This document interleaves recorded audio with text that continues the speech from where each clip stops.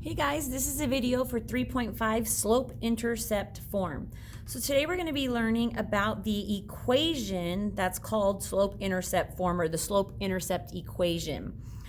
This is an equation where once it's in the correct form, we can figure out what the slope of a line is and what its y-intercept is so that we can graph it later or to interpret it based on maybe a story problem or something like that. So, there's one like kind of universal form for slope-intercept form, but then there's some that are kind of exceptions to the rule kind of thing. So we're going to talk about the two exceptions to the rule first, and that is our zero and our undefined slopes. So when we've got lines that either are the zero slope or the undefined slope, their forms or their slope-intercept form looks a little different than regular diagonal lines. And so I kind of want to address those first before we do anything else. So when we've got a vertical line, remember this is the one with an undefined slope. Okay, remember like he falls off, right? The slope dude falls off. So that's an undefined slope. Its equation is going to be x equals a number. So it's really like when we were solving equations and at the bottom we had x equals 7, that was a vertical line at x equals 7. Okay, and so it will always, anytime you have x equals some number, any number, okay, that is a vertical line and that is an undefined slope. It's a line that runs up and down. Its graph will look like this, but it will be in different parts of the coordinate plane based on whatever x equals. So for example, this one that's currently graphed right here, this one is x equals 3 because you can see right here it cuts through the x-axis at 3. So this one's equation is x equals 3. Okay, so when we're talking about this, because we're going to be able to look at these equations and pull out the slope and pull out the y-intercept, and we're going to be able to just kind of graph this line based on what the equation tells us. In this case, when it's just x equals 3, my slope is undefined. There is no slope because this is an undefined slope. And there's no y-intercept unless it's x equals 0. And then in that case, it's just the whole x-axis or y-axis.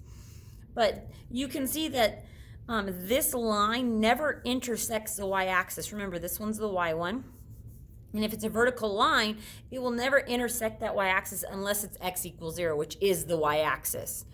So in that case, we have an undefined slope and no y-axis or no y-intercept. And so we would be able to look at this and go, oh, it's just a vertical line at x equals 3. Okay. Now, same with the horizontal line, except it's a little bit different. So with a horizontal line, remember its slope this is the 0 slope. Right? The horizontal line is the one that we said was always a 0 slope because it doesn't have a rise to it. And kind of like this vertical line, a horizontal line is just going to be y equals a number. Okay? So last one it was x equals a number. That's because it cuts through the x-axis. A horizontal line cuts through the y-axis, right? This is the y-axis, and it cuts through the y-axis and then at whatever number it equals. So for example, this one right here cuts through the y-axis at y equals -4. And so the equation for this one would be y equals -4. Sometimes students get them confused because this vertical line runs the same way as the y-axis, and so they think it's y equals, but it's not. It's whatever axis it cuts through that it is the variable we use. So for example, the vertical line cuts through the x-axis, and so we use x equals. The horizontal line cuts through the y-axis, and so we use y equals. Okay, so those are the two kind of exceptions to the rule. Every other diagonal line is going to be in the form of y equals mx plus b. And all of these have some kind of meaning. These pieces have a meaning to them. Okay? So we're going to talk about what the meanings are, and then we're going to kind of come back to this equation and or this line and talk about it. But any kind of diagonal line, whether it's negative or positive slope, is going to be y equals mx plus b. Okay, and like I said, I forgot to do these, sorry. So on this one, remember slope is 0. It's always a 0 slope when it's horizontal. And then the y-intercept is wherever it crosses the y-axis. So in this case, it's a -4. Okay. All right, so let's talk about the different pieces to the equation now, and then we'll come back up and talk about this diagonal one up here. So we've got y equals mx plus b. These all mean something. Okay, so y represents every y value on the line.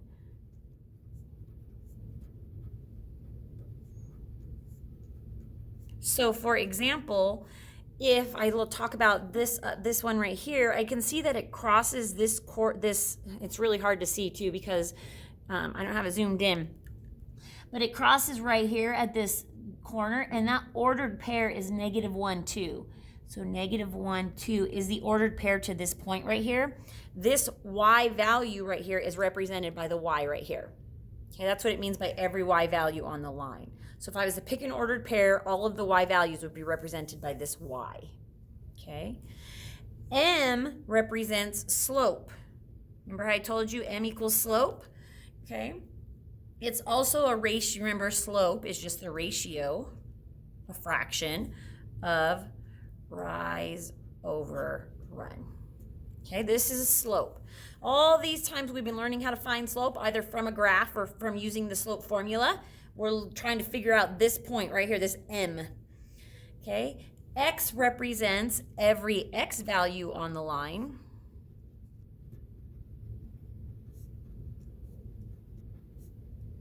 So again, if we're talking about this ordered pair right here, this x would be represented by a -1. Okay, they're also called, this is also called the input, and this is sometimes called the output.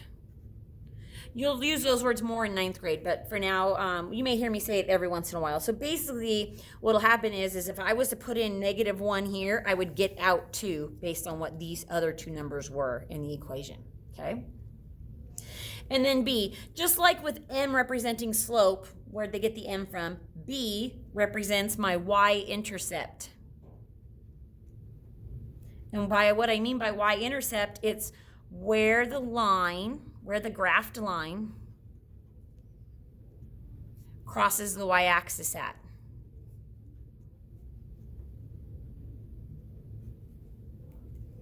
Okay, it's also what we refer to as a starting point sometimes. Okay, and when we go from the equation to graphing, you'll understand what we mean by starting point or an initial value.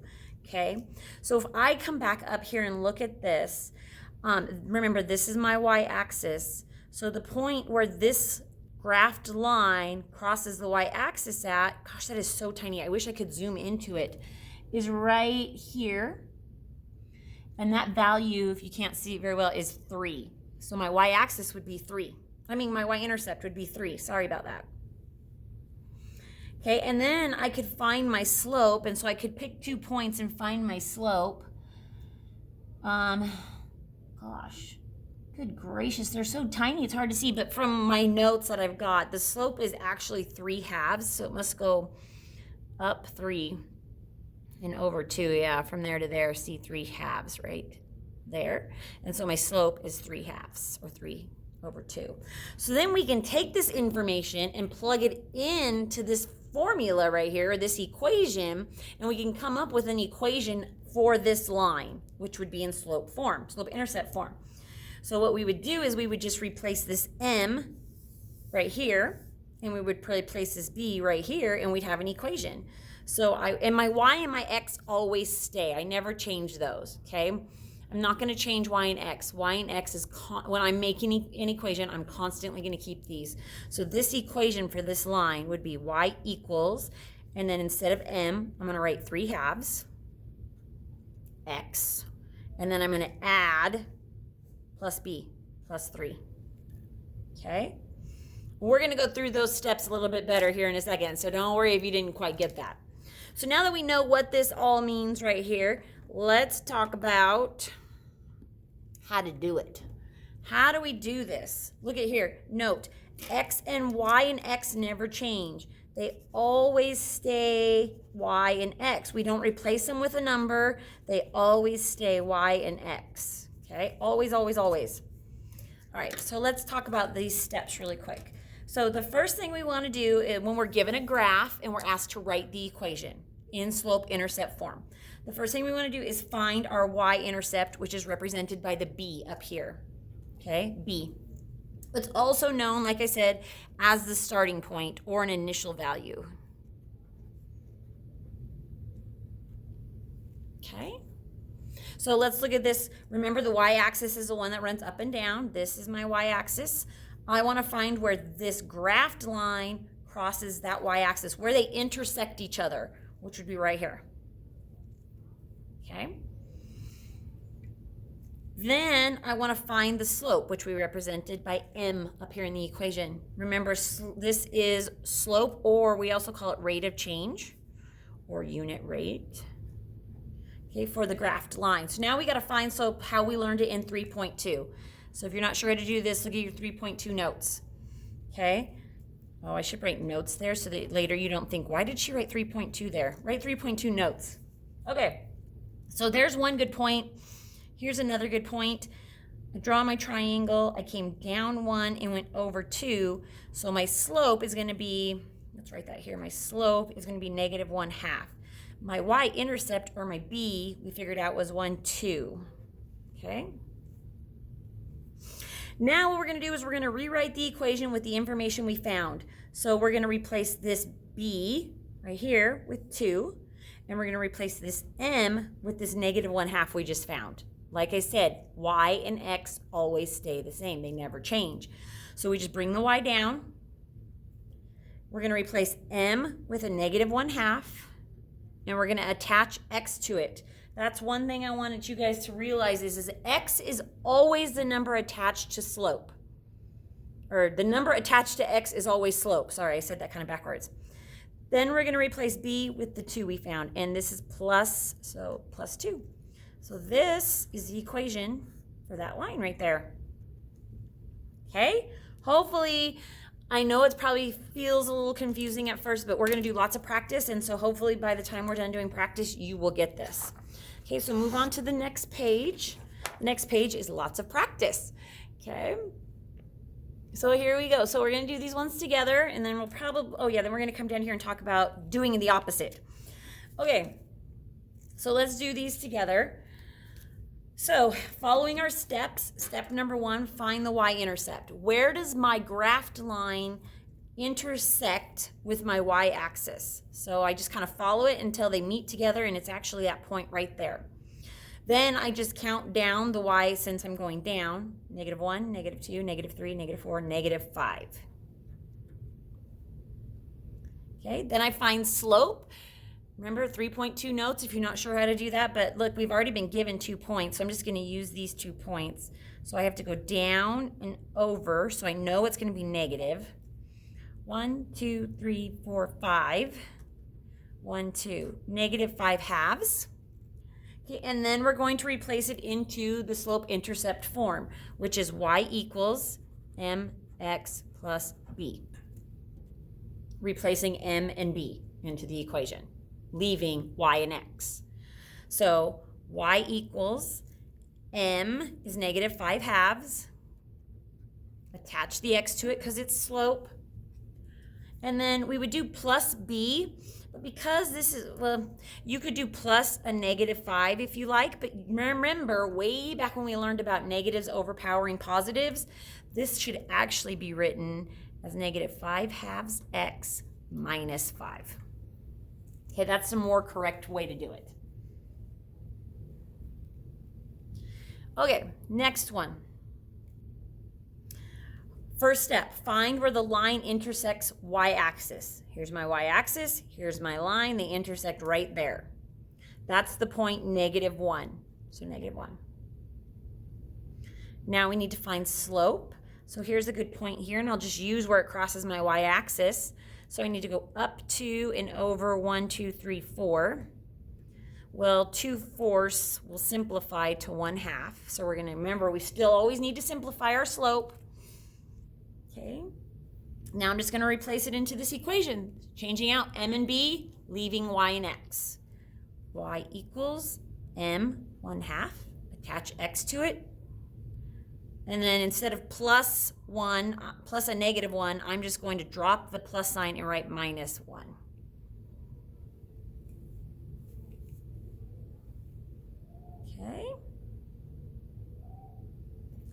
One more, and then we'll kind of go the opposite way. We'll take an equation and we'll graph the line from the equation. All right, so here's one of those ones. This is a tricky one, right?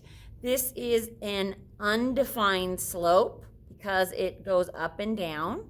So this means it has no slope. And then it doesn't ever cross the y-axis. In fact, it runs parallel to the y-axis. So it has no y-intercept either. Do not put a 0 there because it doesn't cross at 0. This is 0 right here, and it does not cross through there. Put a line through it or write no. Okay. The equation for this, remember from our notes right here, we learned that a vertical line is x equals wherever it crosses the x-axis at. So x equals, and then this is -1, -2, -3, -4. So x equals -4.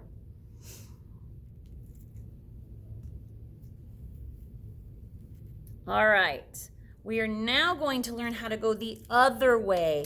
What happens if I'm given the equation but asked to graph the line? So before we were given the graphed line and asked to create the equation.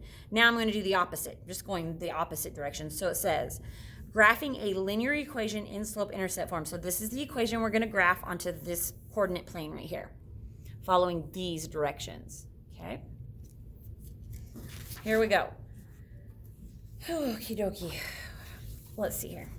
Sorry, my pages are all mixed up. I got them everywhere. I don't even know what goes where anymore. Okay, so the first thing you want to do is find the y-intercept, or remember it's the b, and this is where knowing that this is also called the starting point comes in helpful.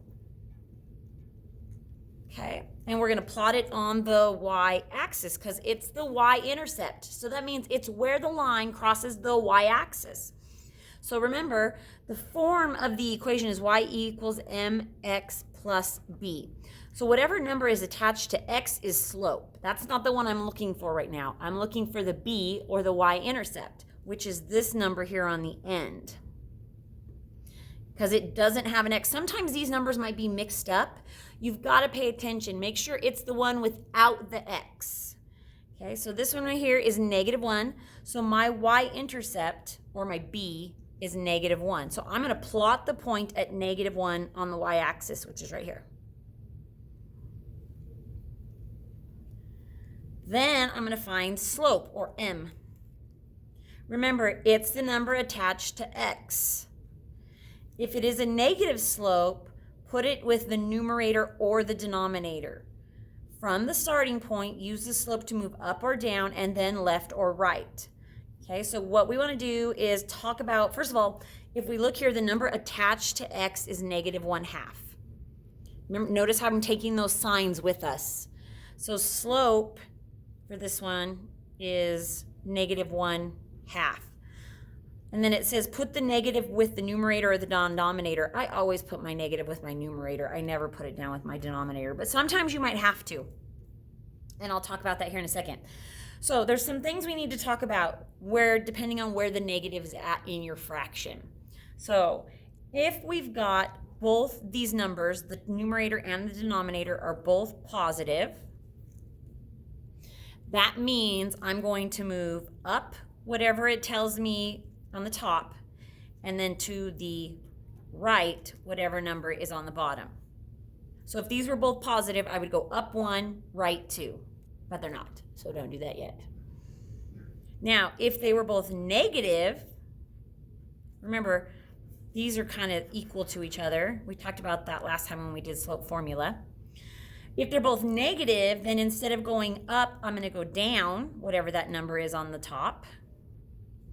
And then I'm going to go left if it's negative. So for example, if these were both negative, I would go down 1, left 2. Okay? Now the other ones we want to talk about is if the negative is in the numerator and the bottom number or the denominator is positive. So one of them's negative, but one of them's positive. In this case, the top number is negative. If it's negative on top, I go down. And positive on the bottom means I go right, which is exactly what we've got here. So we're going to go down 1, right 2. Here in a second, let me finish this really quick. Then the other one that's equal to this, these are equal, they're the same thing, is a positive on top and a negative in the denominator. Positive means to go up, and negative means to go left. And these are equal. These are the same.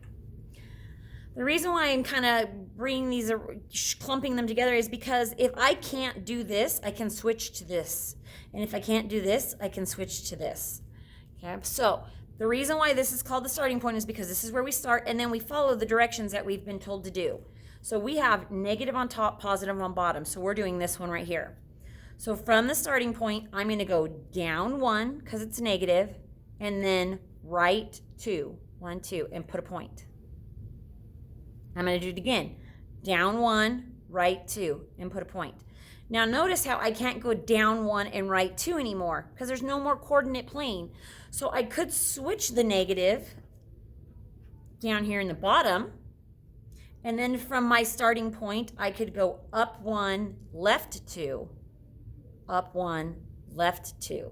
Notice how they fall in line. Okay, that's why I said you could do either way, because it's the same line. So then we connect it. And we've got our line. This equation is this line. Okay, so let's practice a couple of them down here. I know this video is long. Sorry, you should have been in class. Okay, let's practice these. So this is a tricky one. This is a good one to watch. Y equals x plus 1. Okay, first of all, my y-intercept is the one not attached to x, so it's this 2 right here. And my slope is the number that is attached to x. Now notice there is actually no number here in front of x. That's because it's that invisible 1. Remember? It's there, we just don't write it. Now, when you have a slope that's a whole number, you need to put it into a fraction. It has to be in a fraction in order to follow these directions right here. So remember, any whole number can be made into a fraction by putting a 1 under it. So there's my slope. Okay, so starting at y equals 2, which is right here, then I'm going to use 2 positives, so I'm following these directions right here. I'm going to go up and right. Up 1, over 1.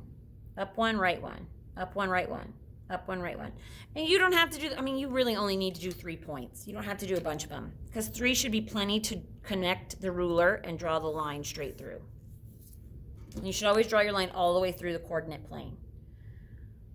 Okay?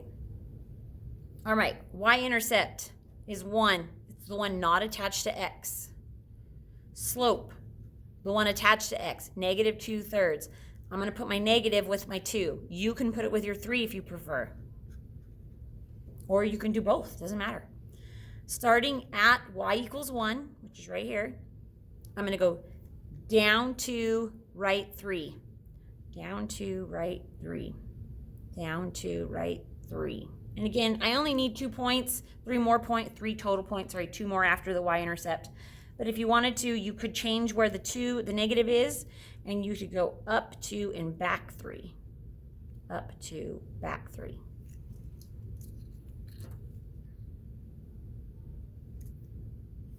Like that. All right, this is one of those ones, those unique ones that we talked about, the ones that didn't actually follow the rules. So this is either going to be a horizontal or a vertical line. Okay, so if it crosses through the y-axis, it's got to be horizontal, because if it's vertical, it can't cross through the y-axis. So it has to be horizontal if it crosses through y-axis at -1, which is right there, and it's just a horizontal line. And that's it. That is all. Yay, you're done with 3.5. I know it was a long one, sorry.